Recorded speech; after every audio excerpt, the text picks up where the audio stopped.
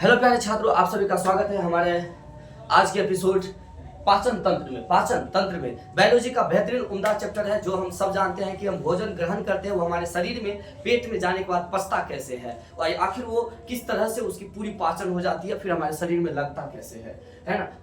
पाचन को हम सबसे पहले ये इसके 5 चरण है। क्या है 5 चरण? सबसे पहले हम ग्रहण करेंगे। जरूरी है कि किसी भी चीज को, भोजन को ग्रहण करना, पहले ग्रहण करते हैं। ग्रहण करने के बाद दांत से उसका तोड़-ताड़ होता है। क्या होता है? तोड़-ताड़, तोड़-ताड़ होता है। तो तोड़-ताड़ होता है, उसको हम ब्रेकिंग कहते हैं। पहले तोड़ेंगे। आप देखिएगा कि जिसको दांत नहीं होता है उसको भोजन बड़ी दिक्कत होता है चबाने में। वो ना गीला गीला खाएगा, रोटी को भी पानी में गीला कर देगा, फिर खा जाएगा।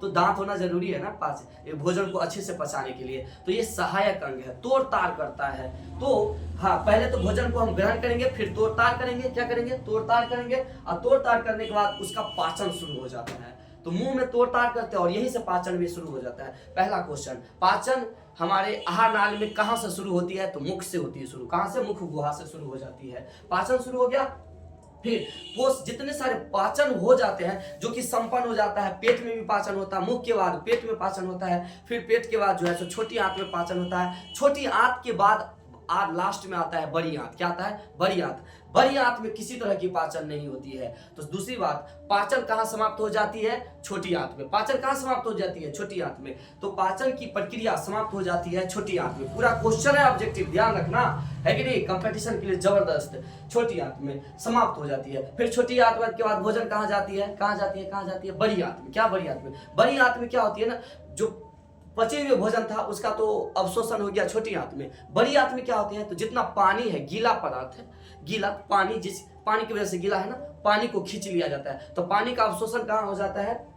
अवशोषण कहाँ हो जाता है आपको? बड़ी आंत में। कहाँ? बड़ी आंत में। कहाँ? बड़ी आंत में। इसके बाद जो कचरा बच गया, अवशिष्ट बढ़ गया, जो नहीं पचा आपके पाचन तंत्र, इस अंगों से उसको बाहर निकाल दो। कि रखोगे? हैं? रख के क्या करोगे? बाहर निकाल दो। तो बाहर निकालना को क्या कहते हैं? निष्कासन। क्या कहते हैं? निष्कासन या डिफेक्शन। क्या कहेंगे? डिफेक्शन कहेंगे। क्या कहेंगे दोस्तों? डिफेक्शन। डिफेक्शन कहेंगे। शुरू क्या किए? पहले ग्रहण किए। क्या किए? ग्रहण।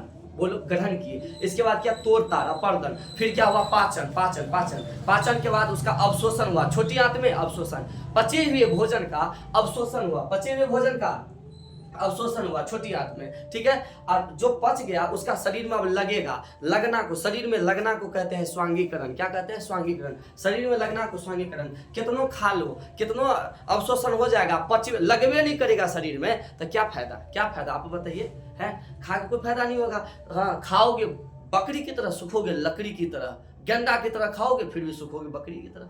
इसीलिए ध्यान दो, लगना जरूरी है। लगना को क्या कहते हैं? शरीर में लगना को क्या कहते हैं? स्वांगीकरण। क्या कहते हैं? स्वांगीकरण। एसिमिलेशन कहते हैं। एसिमिलेशन कहते हैं। पानी का अवशोषण हो गया, एब्जॉर्प्शन हो गया, लास्ट में डिफेक्शन हो गया।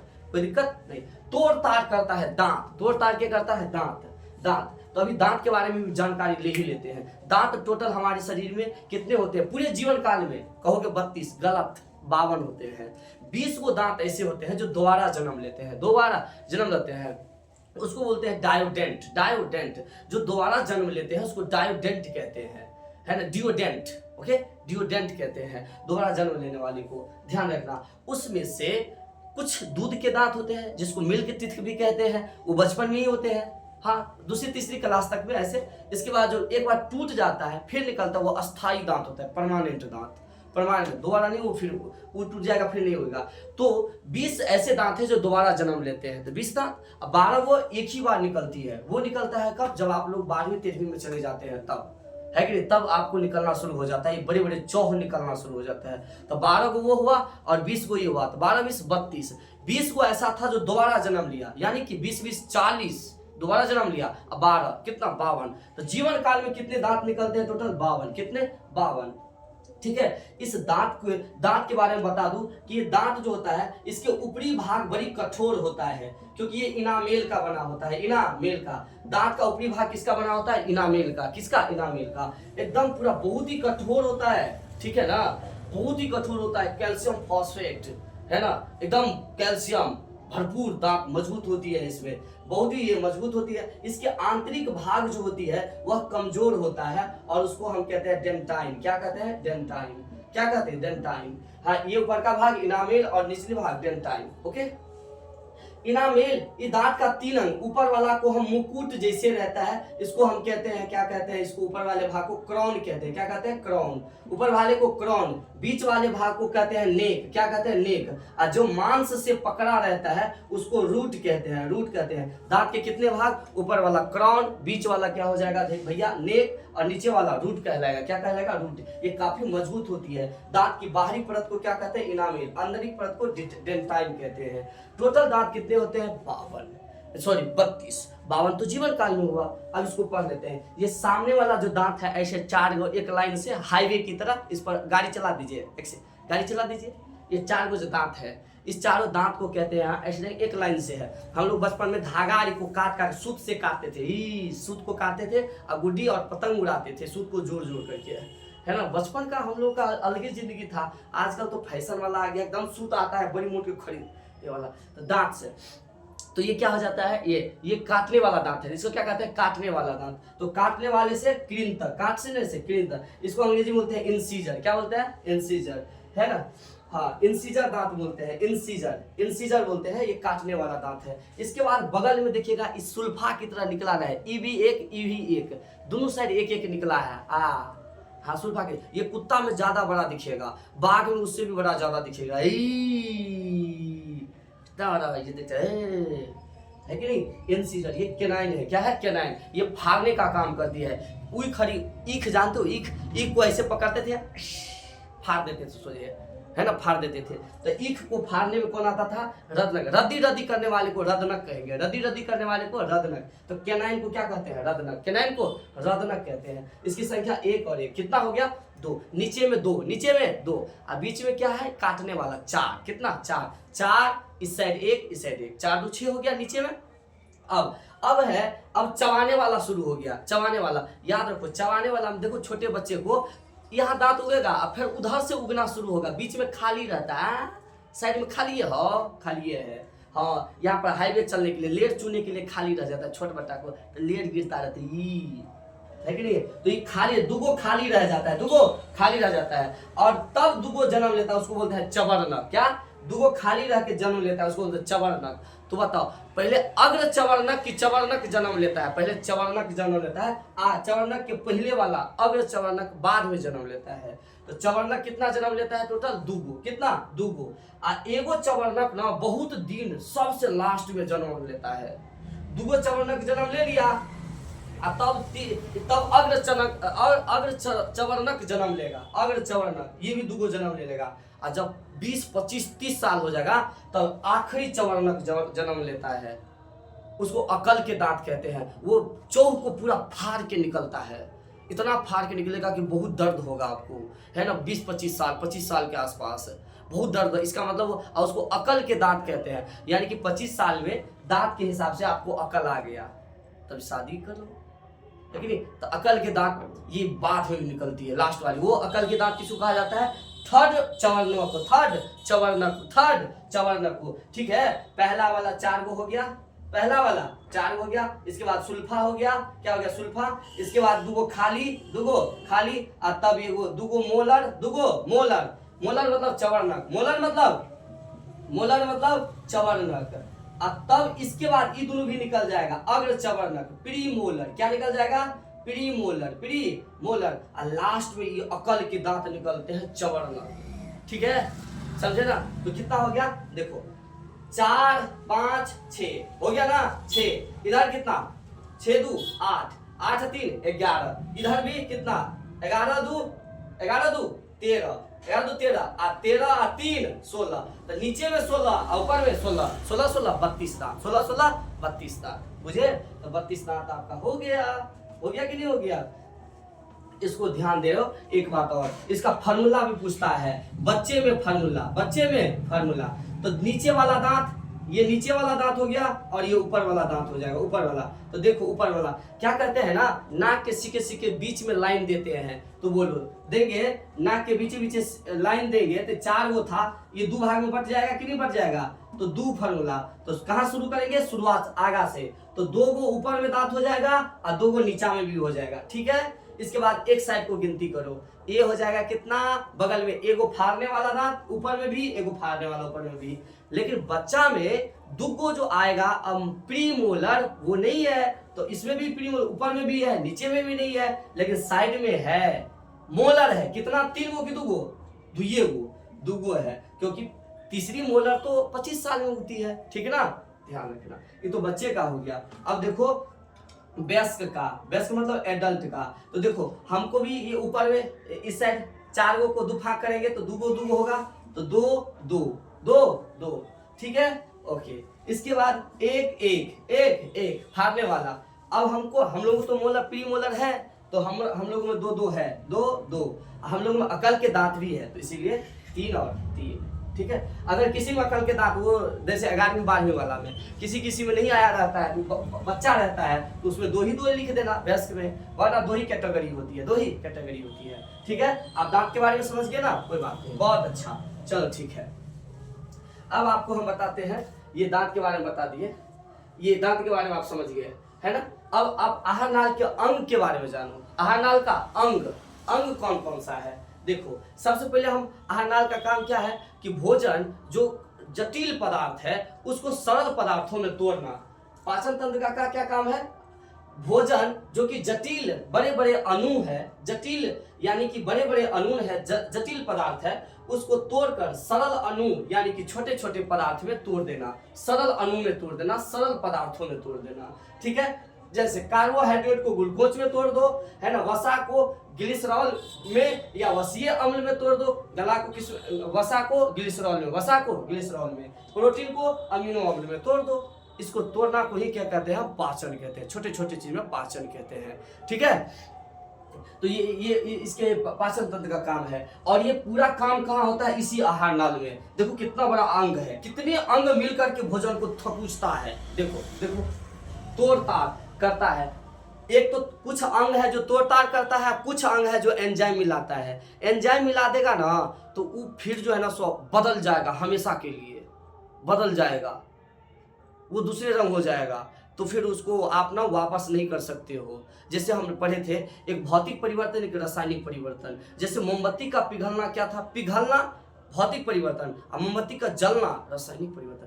दूध को आप ठंडा दो, वो तो कोई बात नहीं है, ठंडा हो गया, भौतिक परिवर्तन है। लेकिन दूध का दही बनना फिर दिक्कत है, वो दही से क्या दूध बना सकते नहीं, रासायनिक परिवर्तन है। ठीक वैसे दोनों परिवर्तन यहाँ भी होता है, तोड़ ताड़ भौतिक परिवर्तन और एंजाइम मिलाना केमिकल परिवर्तन, यानी कि फिजियो केमिकल परिवर्तन है।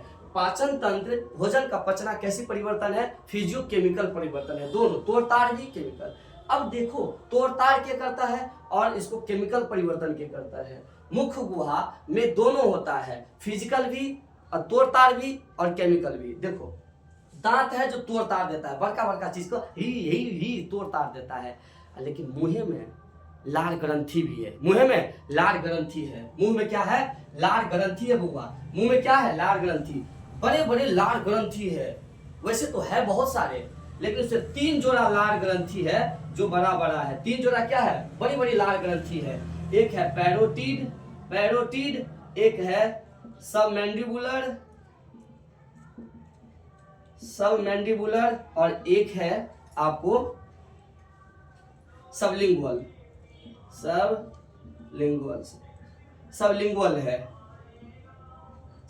है, ठीक है। ये जिसमें सबसे बड़ा पैरोटिड ग्रंथि है, सबसे बड़ा पैरोटिड ग्रंथि है। मुंह की सबसे बड़ी ग्रंथि कौन सी है, पैरोटिड ग्रंथि, पैरोटिड।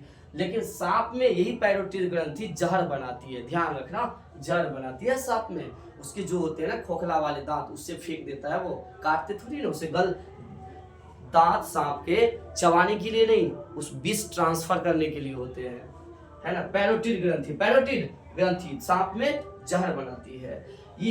ये सबमैंडिबुलर और सबलिंगुअल, यही जो है मिल करके थूक निकालता है। थूक को बोलते हैं लार, थूक को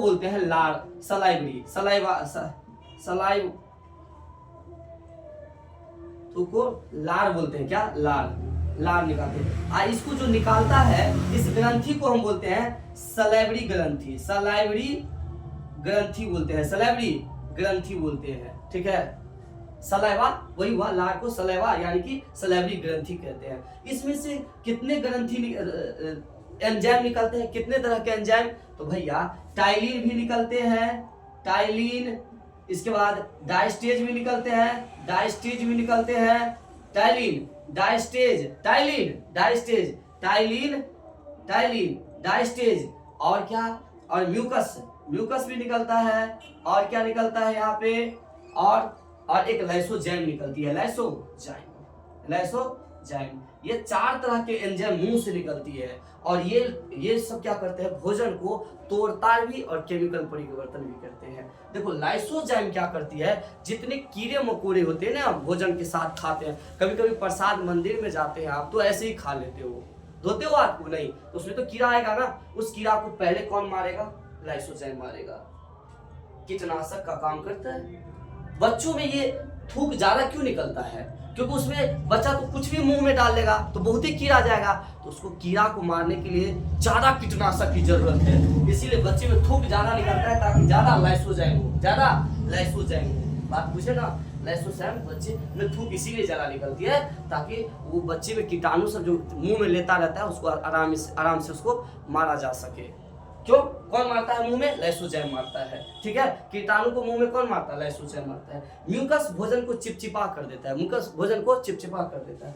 टाइलिन और डायस्टेज यह क्या करता है? हमारे जो भोजन होता है, जो मड होता है, मड जो आप जानते ही है कि कितना चाल लो आटा को, लेकिन उसका जो गुंडा है थोड़ा थोड़ा वह रह ही जाएगा, वो खोखला वाला भाग, उसी को मड कहते हैं, स्टार्च कहते हैं। उस स्टार्च को यह माल्टोज में बदल देता है। किसमें बदल देता है? माल्टोज को। तो टाइलिन क्या करता है? कार्बोहाइड्रेट यानी मड को किसमें बदल देता है? मड को किसमें बदल देता है? स्टार्च को माल्टोज में। किसमें बदल देता है? माल्टोज में। किसको? माल्टोज में बदल देता है, माल्टोज में। तो मुंह का पाचन आप समझिए, मुंह का पाचन समझिए। मुंह में क्या होता है? तोड़ताड़ दांत के द्वारा और पाचन भी। कितनी जोड़ी ग्रंथि होती है? 3 जोड़ी इस साइड, 3 जोड़ी इस साइड, 6 जोड़ी ग्रंथि हुआ। बड़ी बड़ी ग्रंथि है, क्या है? पैरोटिड, सबमैंडिबुलर और सबलिंगुअल। सबसे बड़ी कौन है? पैरोटिड। सांप में जहर कौन बनाती? पैरोटिड। पूरा याद रखना भैया, है कि नहीं? ध्यान रखो। इसके बाद मुंह से भोजन कहाँ आएगा? तो जब यहां से आएगा तो नीचे में जहां सांस वाला नली मिलती है वहां पर है फेरिंग्स। इसके बाद क्या है? नीचे फेरिंग्स के नीचे लैरिंग्स, फेरिंग्स के नीचे लैरिंग्स। ये क्या करती है? फेरिंग्स, लैरिंग्स यह भोजन को निगलने में मदद करती है, भोजन को निगलने में मदद करती है। और जब भोजन को निगलने में मदद करती है, जब हम निगलने लगते हैं, ध्यान रखना, तो ये लैरिंग्स, ये आवाज जो है सो थोड़ा सा हमारा दूसरे रंग का हो जाएगा, क्योंकि लैरिंग्स को वॉइस बॉक्स कहते हैं, लैरिंग्स को वॉइस बॉक्स कहते हैं। किसी चीज को तुम निगलो और बोलो भी तो आवाज चेंज हो जाएगा, क्योंकि अभी डिस्टर्ब कौन था? लैरिंग्स, वॉइस बॉक्स। इसीलिए स्वर यंत्र जो है, स्वर यंत्र, वॉइस बॉक्स, यह आपको आवाज को मेंटेन कौन करता है? ये लैरिंग्स करता है। पक्षियों में लैरिंग्स नहीं पाई जाती है, सैरिंग्स पाई जाती है। क्या? सैरिंग्स। इसीलिए उनकी आवाज उतनी मीठी नहीं होती है, को, का, टी टी, वो इतने वैरायटी का आवाज नहीं निकाल सकता। लेकिन मानव अपने लैरिंग्स में परिवर्तन करके कई तरह की आवाज निकाल लेता है, ठीक है। लैरिंग्स आप समझे, लैरिंग्स के बारे में ध्यान रखो। लैरिंग्स के बाद जैसे ही हम घोटने लगते हैं, निगलने लगते हैं, तो इस सांस वाला और भोजन वाला ये जो नली है, श्वास नली और ग्रास नली, श्वास नली और ग्रास नली, यहाँ पर एक सिग्नल होता है, एक सिग्नल होता है जिसका नाम है एपिग्लोटिक्स। नाम क्या है? एपिग्लोटिक्स। नाम क्या है? एपिग्लोटिक्स। यह एक फाटक का काम करता है, सिग्नल फाटक का काम करता है। आप जब घोटने लगते हो ना, तो यह जो है सो सांस नली पर आकर अटक जाता है, तो रास्ता इधर खाली हो जाएगा, तो भोजन धड़ लेके इधर आ जाता है पेट में। समझे बात को? तो जब जैसे हम इसको निगलते हैं तभी हमारा फाटक किधर चला जाता है? सांस नली की तरफ। अदरवाइज हमको सांस को तो हमेशा जरूरी है, इसीलिए फाटक किधर रहेगा? किधर रहेगा?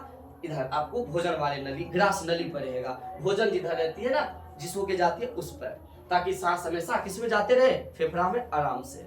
फाटक को समझा क्या काम है? कि जब हम लोग खाना निगलते हैं उस वक्त में कहीं भोजन श्वास नली में न चला जाए, इसीलिए श्वास नली को पैक कर दो, बंद कर दो, वरना भोजन श्वास नली में चला जाएगा, दिक्कत हो जाएगी। होता है कभी कभी हम लोग किसी की यादों में खोए रहते हैं और ब्रेन तो कहीं और है और सिग्नल हमारा गड़बड़ा जाता है, ये फाटक ना गड़बड़ा जाती है, तभी ना भोजन क्या होता है उसको सिग्नल मिलता नहीं और बीच में ये रह जाता है, कुछ 2-4 अन्न भोजन का चला जाता है सांस नली में। बाप रे, सांस नली में तो हड़कंप मच जाता है, भूकंप आ जाती है कि कौन मेहमान आ गया, सांस नली में तो हवा को जाना चाहिए, ये कहाँ से आ गया अनाज, इतना एकदम भूकंप आ जाता है, सभी लोग बाहर झांक के देखने लगता है ये क्या हो गया, अकाल पड़ गया, एकदम त्रासदी, त्राही माम प्रभु, सारे एकदम पूरे फेफड़ा नीचा से क्या होता है जोर से, इधर फेफड़ा रहेगा नीचे वाला, इधर फेफड़ा का पार्ट है, इधर से फेफड़ा से जोर से धक्का मारेगा और हम लोग को खांसी शुरू हो जाता है, खा और हम लोग खांसी खांसते खांसते उस 1-2 भोजन को बाहर निकाल लेते हैं। अगर ज्यादा भोजन चला गया है ना तो फिर इंसान मर भी सकता है, खांसते खांसते बड़ी दिक्कत होगी, ठीक ना। इसीलिए भोजन खाते समय में किसी को बाबू सोना को याद मत करना ज्यादा, बड़ी दिक्कत होगा। हाँ, कि यादों में खोए हैं, जाने वो कहाँ है, अरे बाबा अपनी शरीर पहले देख, बड़ा दिक्कत होगा, ठीक है, यहाँ ध्यान देते हैं। तो भोजन को अब हम इधर नहीं जाना, तो इस एपिग्लोटिक्स का काम समझ गए। अब भोजन कहाँ आएगा, इसमें, इसका नाम है ये वाला नली का ग्रास नली, क्या नाम है, ग्रास नली। ग्रास नली को ही हम क्या कहते हैं, ओएसोफेगस। ग्रास नली को लैरिंग्स के बाद कहाँ पहुंचेगा, ग्रास नली में। ग्रास नली भोजन वाला, इसमें इसका नाम क्या है, ओएसोफेगस। क्या नाम है ग्रास नली का, ओएसोफेगस। क्या नाम है, ओएसोफेगस। ओएसोफेगस है दोस्तों, ओएसोफेगस। ओएसोफेगस में किसी तरह की पाचन नहीं होती है, ओएसोफेगस में किसी तरह की पाचन नहीं होती है, ध्यान रखना। इसमें क्या होता है, सिर्फ भोजन पेट तक उतरता है। तुम बताओ, अगर भोजन सीधे सीधे उतरेगा तो धब आवाज आएगा, जोर से गिरेगा, पेट को तो नुकसान, को चोट लगेगा पेट में। कभी आप देखिए कि धब आवाज निकला है, क्यों, भोजन लहरिया कट मार करके ऐसे ऐसे पहुंचता है। कैसे कैसे भोजन पहुंचता है, इसमें ऐसे मांस रहता है, मांस, भोजन ऐसे आएगा, फिर यहाँ से यहाँ आएगा, फिर यहाँ से यहाँ, धीरे धीरे उतरेगा। इस स्टाइल को उतरना को क्या कहते हैं, क्रमानुकुचन, क्रम से भोजन, क्रम बाय क्रम, क्रमानुकुचन। ओएसोफेगस का क्या काम है, भोजन को धीरे धीरे उतारना, इसको बोलते हैं क्रमानुकुचन, क्रमानुकुचन। तो आप बताओ ग्रास नली में भोजन किस तरीके से जाती है, क्रमानुकुचन तरीके से। क्या एक ही बार गिरती है उस पाइप में, दिक्कत होगा, पेट फट सकती है, पेट दिक्कत न है। क्या ये पेट आपका ये थी है बना हुआ है, प्लास्टर का बना हुआ है, सीमेंट से आप ढलवाए हो पेट को, बताओ, गजब आदमी है ना।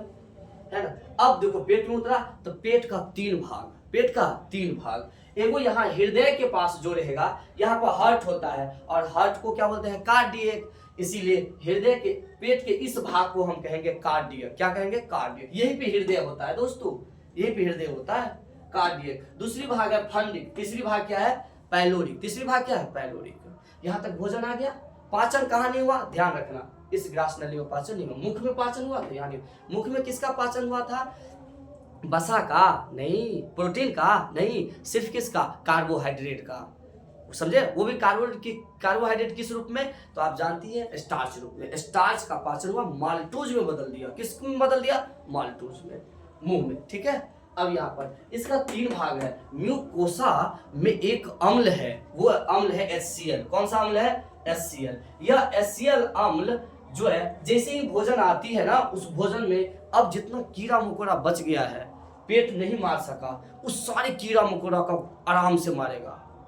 तो कीड़े मकोड़ों को मारना कौन शुरू करता है, HCl। क्योंकि HCl जो होती है उसकी अम्ल pH वैल्यू कितनी होती है, 1.1 से लेकर 2.5 तक, यानी कि औसत में 2, pH मान 2 होती है, pH मान 2 होती है। सोचो कितना खतरनाक ये अम्ल है।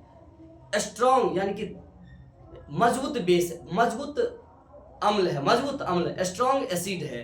तो ये जो कीड़ा मकोड़ा नहीं मार सका, उसको कौन मार दिया, HCl मार दिया। देखा, मार दिया भाई। HCl जब इतना खतरनाक है तो इस पेट को क्यों नहीं गला देता है, क्योंकि पेट के ऊपर में एक दीवार है म्यूकस नाम का, म्यूकस यानी म्यूकोसा का दीवार है, म्यूकोसा का दीवार है, यही दीवार उसको रक्षा कर लेती है। तो पेट में एसिड के प्रभाव से रक्षा के करता है पेट को, म्यूकोसा। कौन सी दीवार रक्षा करती है, म्यूकोसा। कौन सी दीवार रक्षा करती है, म्यूकोसा, ठीक है। पेट को म्यूकोसा रक्षा कर दिया, ठीक है ना, कोई दिक्कत नहीं। HCl। अब दोस्त ध्यान रखना, इस फंडिक वाले भाग में ऐसे बाल जैसी संरचना होती है जिसको रुज्जी कहा जाता है। क्या कहा जाता है, रुज्जी। फंडिक वाले भाग में क्या होती है, रुचि होती है। इसका कुछ काम नहीं है, भोजन को रोक के रखना है ताकि भोजन अच्छे से पेट में पच जाए। तो लगभग भोजन को 4 घंटे रोकता है कौन, रुचि। यह पेट में भोजन कितने देर रहता है, 4 घंटे। आपको जब तक पेट में भोजन रहेगा तब तक भूख का एहसास नहीं होगा। इसीलिए देखो, जब आप लोग 9 बजे खा के जाते हो, 9 बजे ऑफिस जाओगे, नौकरी होगा, 9 बजे खाते हो तो 4 घंटे तक आपको भूख नहीं लगेगा। तो 9 से 4 कितना, 12, और 1 बजे के बीच में टिफिन हो जाती है, देखते हो कि नहीं। क्योंकि 1 बजे फिर आपको पूरा भोजन पेट से बाहर चला गया, पेट खाली, तो 1 बजे आप खा लो फिर से। तो टिफिन कब होता है, 12 बजे के बाद ही होती है, देखते हो कि नहीं होता है कि नहीं। क्योंकि 4 घंटा तक पेट में क्या रहती है, भोजन, तब तक आपको भूख नहीं लगेगा। ठीक है, अब रुचि का काम समझ गया, भोजन को रोक के रखना काम है। अगर आप उपवास हो, क्या हो, उपवास हो, तो बताओ ना, आपका पेट में तो कुछ है ही नहीं, और HCl निकला है, तो HCl निकला है, तो HCl तो खट्टा है, एसिड है, गैस बना देगा। क्या बना देगा, गैस। क्या बना देगा, गैस। तो उपवास के दिनों में पेट में क्या बन जाती है, गैस बन जाती है ना, एसिड, उसी को बोलते हैं एसिडिटी हो गया है। क्या हो गया, पेट में गैस बनना को क्या कहते हैं, एसिडिटी हो गया है। उस एसिडिटी को खत्म करने के लिए हम लोग इनो पीते हैं। क्या पीते हैं, इनो। इनो में क्या होता है, तो क्षार रहती है। कैसी गुण, क्षार रहती है। पीएच वैल्यू कितना होगा, 7 से अधिक, 7 से अधिक होगा, ध्यान रखना। 7 से कम तो एसिड, 7 से ऊपर तो क्षार। तो कितनी होगी, तो इसको कौन सी खाते, इनो। इनो क्या होता है, तो एसिड का उल्टा एंटा एसिड। क्या होता है, एंटा एसिड। तो बताओ, पेट की गैस को खत्म करने के लिए क्या लेते हैं, पेट की गैस को खत्म करने के लिए हम क्या लेते हैं, एंटा एसिड। क्या लेते हैं, एंटा एसिड लेते हैं, एंटा एसिड, जिसका नाम है मैग्नीशियम हाइड्रोक्साइड। मैग्नीशियम हाइड्रोक्साइड यही होता है इनो में। ठीक है, आप इसे को आराम से ठीक हो जाएगा। आप इसे पी लो पानी के साथ, मैग्नीशियम हाइड्रोक्साइड। ओके, कैल्शियम नहीं, मैग्नीशियम हाइड्रोक्साइड, ध्यान रखना। एंटा एसिड का फार्मूला, एसिड बन जाए, एसिडिटी हो जाए, उसके इलाज क्या है, तोड़ क्या है, एंटा एसिड। कोई दिक्कत नहीं। लेकिन ये अब खाए नहीं हो, 2 दिन से व्रत पे हो, तो ये बाल जैसी संरचना ना आपको पेट में भोजन के बिना ऐसे लुहरेंगे तो कटेगा, तो चुभेगा। तो बताओ, पेट में कांटे की तरह चुभता रहता है भूख में, उपवास में, किसकी वजह से, रुचि की वजह से। किसकी वजह से, रुचि की वजह से। ठीक है, ये तीसरी भाग क्या है सर जी, तीसरी भाग जो है इसका, ये इसके ऊपर में मांस की गुच्छाएं हैं।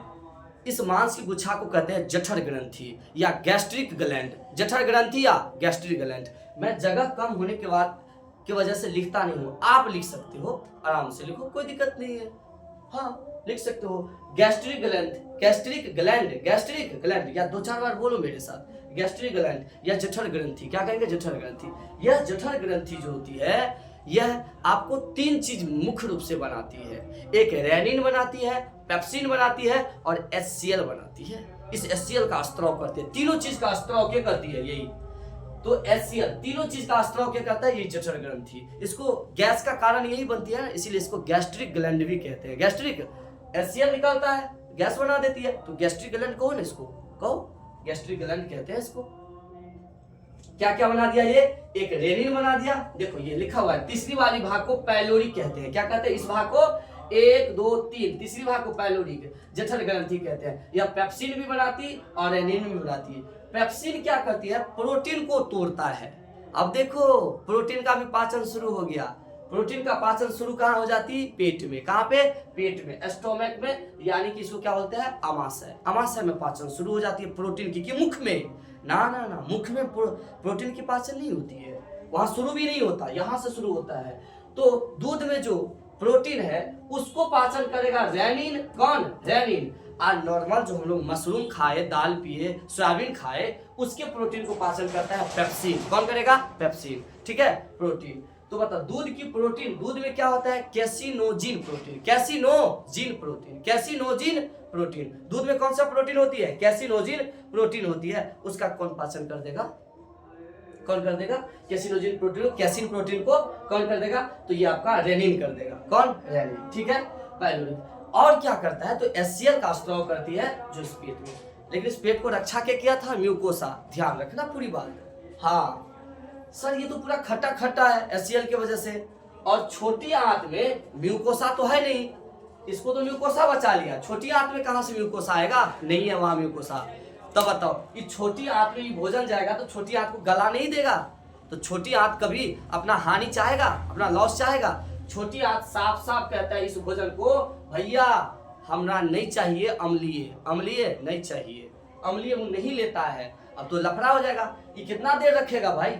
छोटी आंत तो लेने से इनकार कर दिया। तभी बीच में जब भी दो आदमी के झगड़ा होता है तो बीच में कोई आता है। बीच में छोटी आंत का 3 भाग है, एगो duodenum, jejunum, ilium. Duodenum, jejunum, ilium कितने भाग है? 3 भाग। ये डेडुनम क्या करती है, ये 2 चीज को छोड़ता है, ठीक है, एगो कोलेसिस्टोकाइनिन, एगो सेक्रेटिन, इस हार्मोन को छोड़ता है। कोलेसिस्टोकाइनिन और सेक्रेटिन। कोलेसिस्टोकाइनिन जो छोड़ता है वह इसको एक्टिव कर देगा। किसको एक्टिव कर देगा? किसको बोलो ना, इसको, लीवर को। ये क्या है? 1.5 kg का क्या है? लीवर। 1.5 kg का लीवर है, इसको एक्टिव कर देगा। क्या कर देगा? एक्टिव। बात बुझे? ये 1.5 kg को एक्टिव कर देगा। ये पित्ताशय जो बना के रखा है, इस पित्ताशय, ये पित्ताशय ये क्या बनाता है? 1.5 kg पित्त बनाती है, और ये पित्त जहां जमा होता है उसको पित्ताशय कहते हैं। क्या कहते हैं? पित्ताशय। क्या कहते हैं? पित्ताशय। और ये पित्ताशय इस पेट में छोड़ देगा। किसमें छोड़ देगा? पेट में। समझे बात को? समझे ना? पित्ताशय कहाँ छोड़ देगा? पेट में। अब ये क्या होता है? क्षारीय गुण का होता है। पित्त कैसा होता है? क्षारीय। इसका पीएच मान होता है, याद करा दो, किसी को पित्त लहरता है तो सटासट मारता है, मतलब 7.7। सटासट 7.7 सटासट। तो इसका पीएच मान कितना होता है? 7.7 होती है। अब ये क्षारीय है, भोजन को क्षारीय बना देगा, कोई दिक्कत नहीं। अब छोटी आंत में आ जाओ, क्षारीय भोजन को ही केवल छोटी आंत में लिया जाता है। तो छोटी आंत में भोजन अम्लीय होता है या क्षारीय? क्षारीय होती है, ध्यान रखना, क्षारीय होती है। एक तो कोलेसिस्टोकाइनिन, इसको उकसा दिया। कोलेसिस्टोकाइनिन उकसाने वाले को हार्मोन कहते हैं, एंजाइम नहीं कहते। पचाने वाले को एंजाइम कहते हैं। और ये क्या कहते हैं? उकसाना, शरीर को उत्तेजित करना, बीपी बढ़ाना, ऐसे को हार्मोन कहते हैं। तो इसको उकसा के दिया हार्मोन, कोलेसिस्टोकाइनिन। अब सेक्रेटिन, 2 हार्मोन छोड़ा था ये, एक सेक्रेटिन भी छोड़ा। और सेक्रेटिन इसको पेनक्रियाज, जो किस तरह है? यू आकार का है। देखो यू आकार का है। पेनक्रियाज किस आकार की? यू आकार की। इसके लिए सेक्रेटिन छोड़ा। और पेनक्रियाज को जैसे ही छोड़ा तो पेनक्रियाज ने 3 तरह का एंजाइम निकाला। क्या निकाला? एंजाइम। और एंजाइम क्या करेगा? पचाएगा। कौन कौन सा? LAT। कौन सा? LAT, lipase, amylase, trypsin. Lipase, amylase, trypsin. Okay, लिखना नहीं है, आप सब लिख सकते हो। लाइपेज क्या करता है? तो जो पाचन भोज आदि वसा था उसको पचाने के लिए लाइपेज जाता है, ठीक है, लई जैसा, लई जैसा। तो लई को पचाने के लिए कौन गया? तेलिए पचा। वसा को लाइपेज, एमाइलेज, कार्बोहाइड्रेट को पचाने के लिए एमाइलेज गया। और दूसरी बार प्रोटीन का पाचन होगा। यहाँ तो प्रोटीन का पाचन हो गया था, अब यहाँ भी प्रोटीन का पाचन होगा। तो सुनो ना, जो वहां पर पाचन हुआ था तो प्रोटीन किस में बदल गया था? पेप्टोन में। किसमें? पेप्टोन में। और यहाँ पर ट्रिप्सिन पचाएगा तो पेप्टोन को एक लात ही मारा था, दोबारा लात यहाँ मारेगा, तब प्रोटीन बना पेप्टोन। अब पेप्टोन बनेगा पेप्टाइड। क्या बनेगा? पेप्टाइड। तो यहाँ पर प्रोटीन क्या बन जाएगा? पेप्टाइड। क्या बन जाएगा? पेप्टाइड। ओके, कोई दिक्कत नहीं, बहुत अच्छा। भैया ये पित्त का काम केवल क्षारीय करना था? जी नहीं, पित्त एक और काम करता है, वसा को तोड़ता है। वसा को तोड़ता है, हाँ, पित्त वसा को भी तोड़ने में मदद करती है। इसको कहते हैं इमल्सिफिकेशन। क्या कहते हैं? पाइसीकरण कहते हैं। वसा को तोड़ने में मदद कौन करती है? पित्त। देखो इस आहार नाल से बाहर है फिर भी भोजन को मदद कर रहा है पचने में। के लीवर, थैंक्स बोलो लीवर को कि ये बाहर रहते हुए भी हेल्प कर रहा है। तो वसा को पचाने में मदद किया इसका पित्त। तोड़ना को क्या कहते हैं? वसा को तोड़ना को पैसीकरण या इमल्सिफिकेशन। याद रखना, पैसीकरण या लिख लो कहीं पे, पैसीकरण, इमल्सिफिकेशन।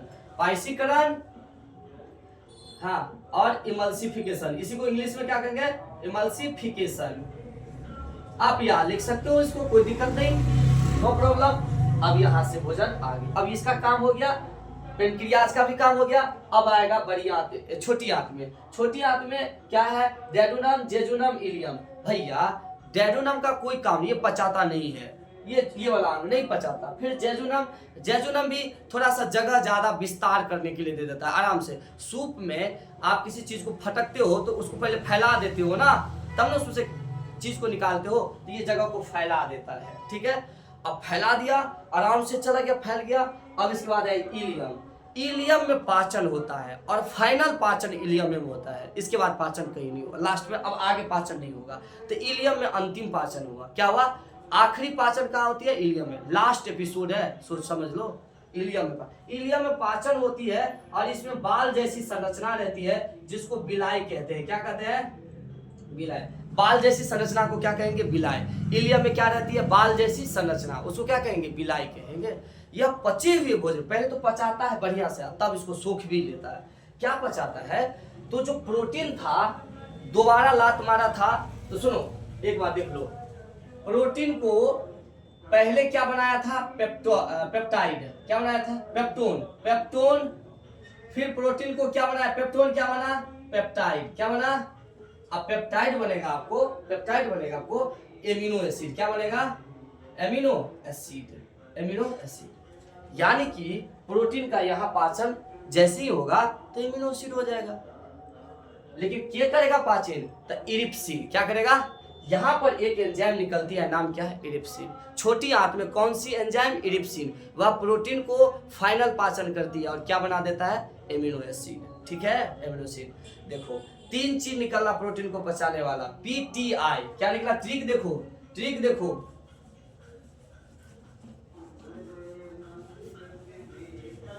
देखो ट्रिक। पीटीआई एगो निकला पेप्सिन, पेट में पेप्सिन निकला, ठीक है। तब ट्रिप्सिन निकला। क्या निकला? ट्रिप्सिन। तब क्या निकला? इरिप्सिन निकला। यह पेप्सिन क्या बना दिया? प्रोटीन को पेप्टोन बना दिया, पेप्टोन। आई ट्रिप्सिन क्या बना दिया? पेप्टाइड। क्या बना दिया? पेप्टाइड। आई क्या बना देगा? Amino acid.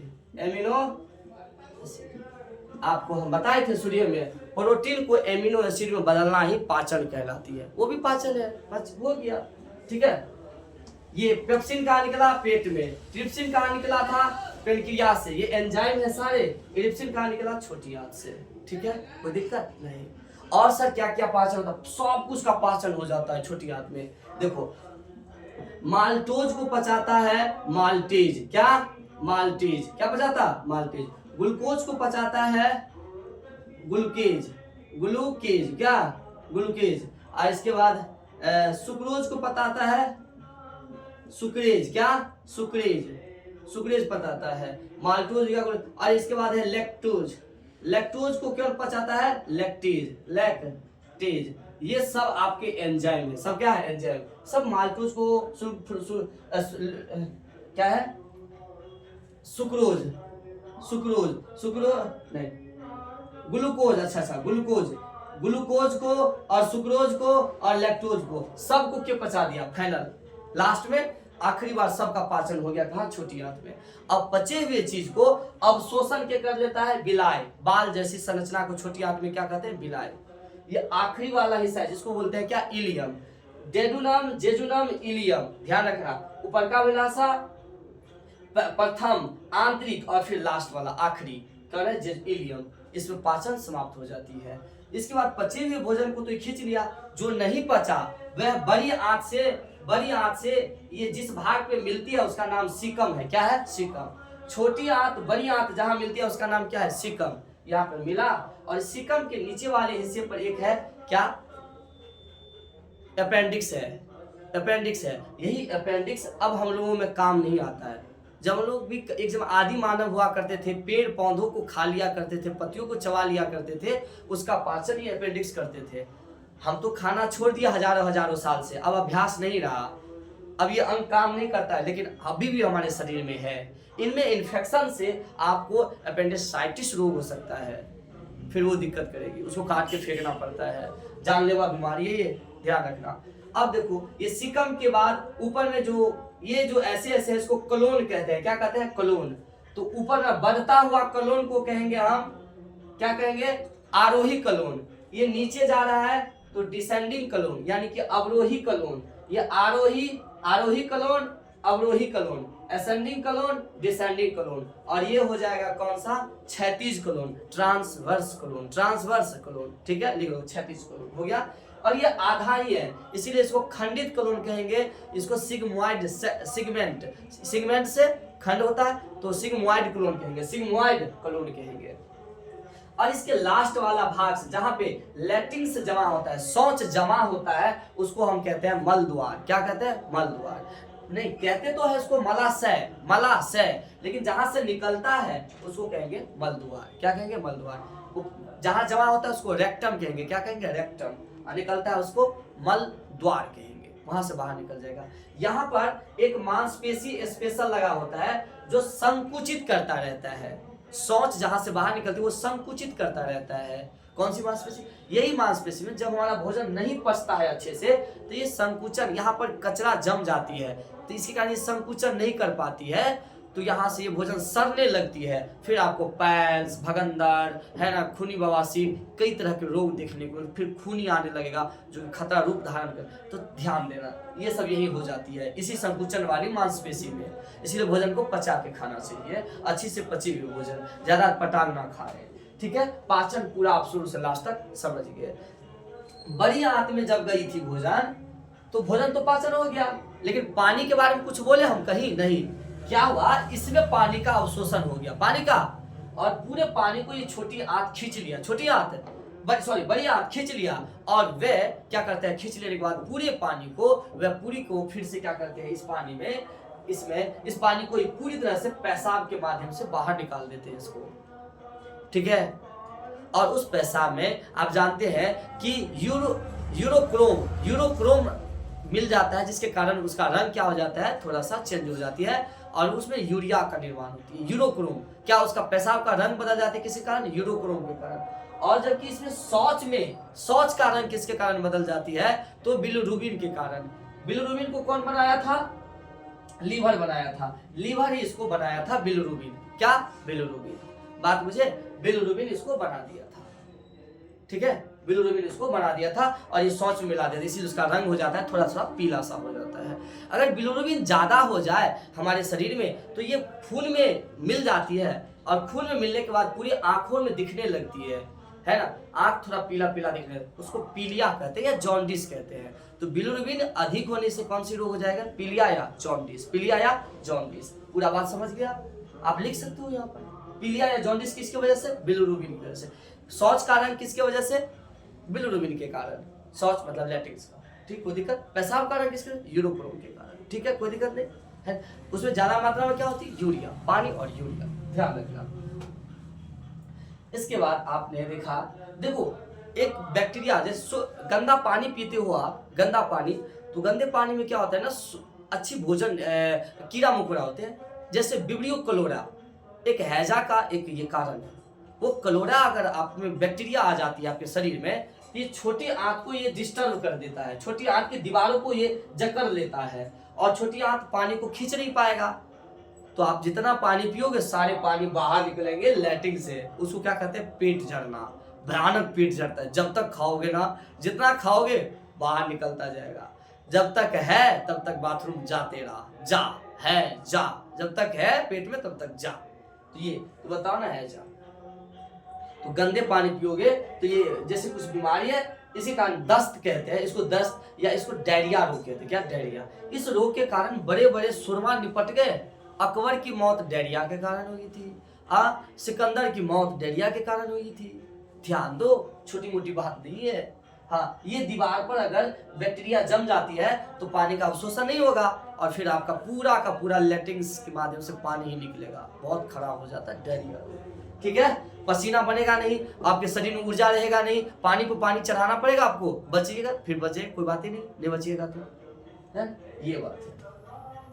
अब आपके सर, अब जो ये भोजन पाचन हुआ उसका क्या? तो पचे हुए भोजन का अब आगे होगा पाचन।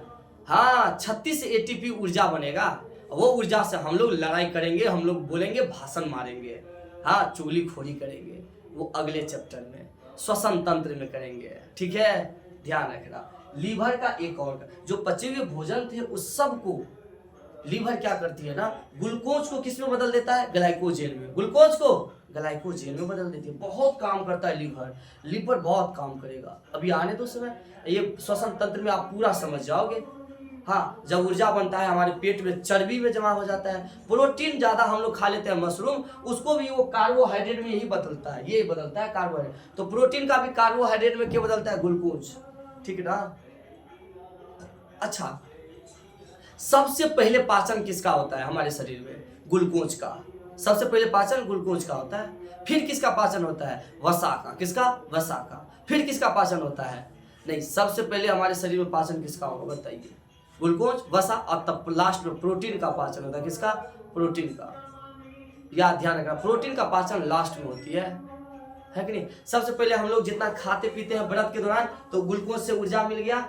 अगर मान लो अभी भी नहीं खाएं, 5 दिन से भूखे हैं, तो जितना चर्बी रहेगा ना, उसको काट काट करके ये ऊर्जा को ग्रहण करेगा।